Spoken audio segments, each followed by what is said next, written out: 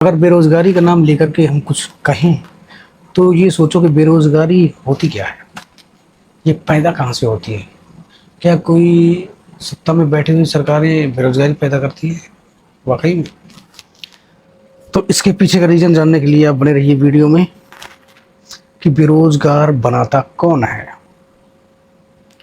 جب تم کو بے روزگار کون بناتا ہے، سب سے بڑی بات ہے تمہارے ساتھ، تمہارے گھر پہ اور تمہارے ہوش سنبھالنے تک تمہارے ساتھ رہتا کون ہے؟ سرکار رہتی ہے، تمہارے ماں باپ رہتے ہیں، ماں باپ رہتے ہیں نا۔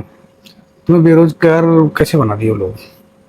تمہیں ڈھنگ سے پڑھائی لکھائی نہیں کروائے، ڈھنگ سے تمہیں پٹائی نہیں کی بچپن میں، جو آج بے روزگار ہو کر کے ادھر ادھر ٹہل رہے ہو، کوکروچ بنے جا رہے ہو۔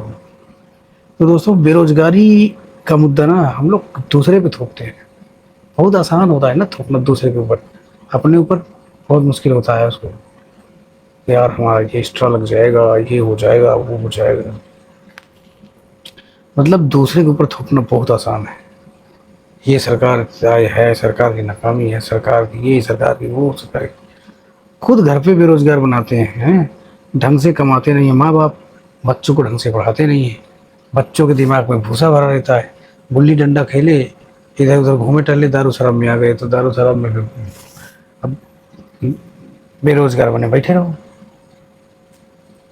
تو کہنے کا مطلب ہے بھائی بے روزگاری تو ہم خود اپنے گھر سے بنا رہے ہیں، سمپل سی بات ہے نا۔ اور دوست کی فکر ہے سرکاروں پہ، مودی جی پہ ہیں۔ یہ تو کوئی انیہ دیش کا بھی آدمی اگر ایسے ہوگا تو وہ بھی اپنے دیش کے مکھیا کو ہی بولے گا وہ بنا رہا ہے۔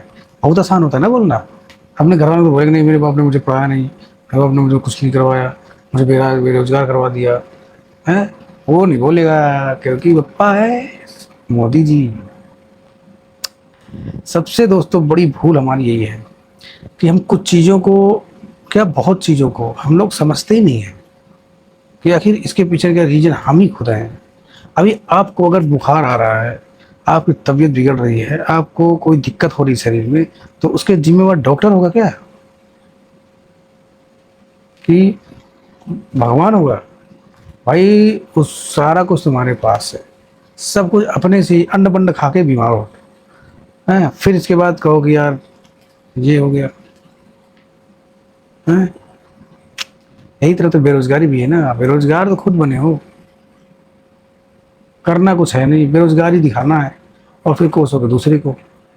اپنے ماں باپ کو بولو کوسو، کو سکتے ہو نہیں، کیونکہ آپ کو لگتا ہے کہ وہاں پہ تو سچویشن بہت خراب تھی، پڑھانے کے پیسے نہیں تھے ماں باپ کے پاس، ہم لوگ پڑھ نہیں پائے، بے روزگار رہ گئے، ٹھیک ہے۔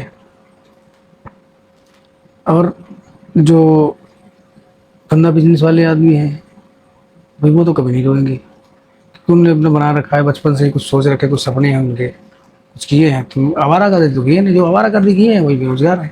تو بے روزگاری بڑھانے والے سب سے بڑے مورخ تو ہم بیٹھے ہیں خود، اور آروپ لگا رہے دوسرے پہ۔ کیا نوٹنکی ہے یہ، دوسرے پہ تھوپنا آسان ہوتا ہے پر سچ نہیں ہوتا، سمجھ گئے؟ اب سمجھ میں آ گئی ہوگی نا کہ بے روزگاری کہاں سے پیدا ہوتی ہے، بے روزگاری کو لاتا کون ہے؟ ہم خود لے کے آتے ہیں، اتنا ہر دم یاد رکھنا۔ کوئی بھی سمسیا ہمارے پاس اتپن ہوتی ہے اس کے ذمہ دار ہم خود ہیں، ہم نے خود غلطی کیا ہے تبھی آج ہمیں ایسے ملا ہے۔